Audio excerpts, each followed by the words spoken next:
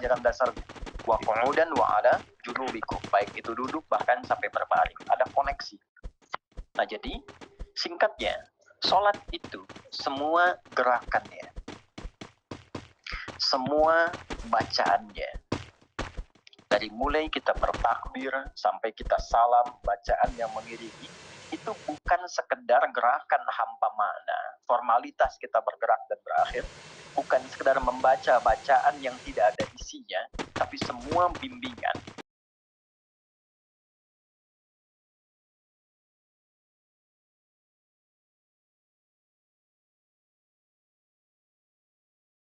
Kita bacakan dijawab oleh Allah.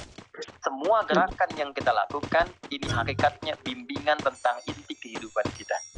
Jadi di sholat itu ada bacaan, ada gerakan, ada hikmah, ada maknanya semua. Jadi bukan kita takbir begini hampa saja, tidak.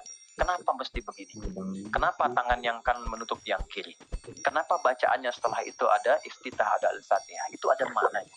Dan dahsyatnya semua profesi-profesi sahabat dan generasi setelahnya yang belajar dengan benar tentang sholat ini, itu semua merubah hidupnya jadi lebih sukses dari apapun yang mereka pilih dalam menjalani hidup.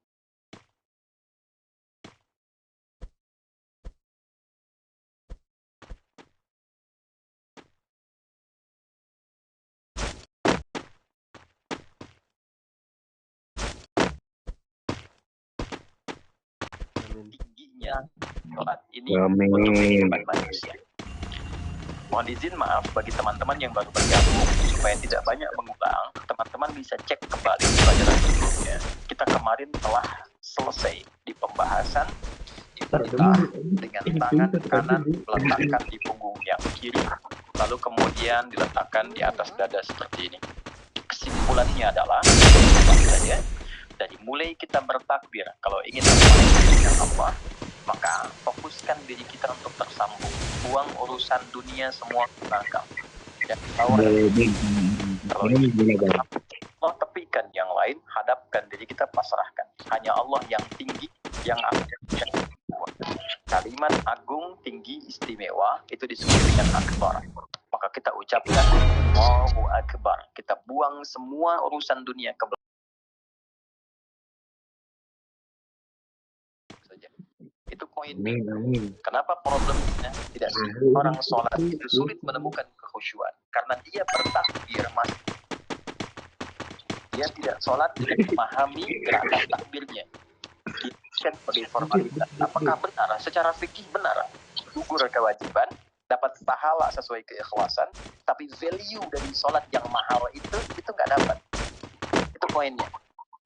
Buang semua urusan dunia, kemudian tambatkan diri kita hanya kepada Allah. Dan uniknya kata Nabi, di fase itulah setan mulai bertugas yang mengganggu kita, supaya kita tidak fokus untuk memahami dan melakukan apa yang kita baca dan kita gerakan. Ada setan khusus menggoda orang sholat, namanya khanzab.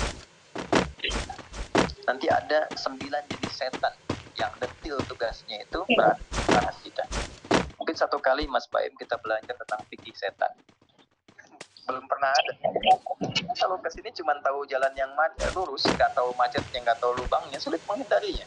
Kebanyakan orang belajar tentang malaikat, tapi nggak belajar setannya, sehingga nggak tahu setan apa yang sedang memprovokasi diri. Di Quran, malaikat disebutkan 88 kali, setan disebutkan 88 kali. Kalau kita cuma dengar motivasinya, nggak tahu provokasinya, kita nggak tahu bagaimana cara menghindari yang ini. Itu poinnya. Khanzab itu dia menggoda orang sholat, dimulai dari takbir.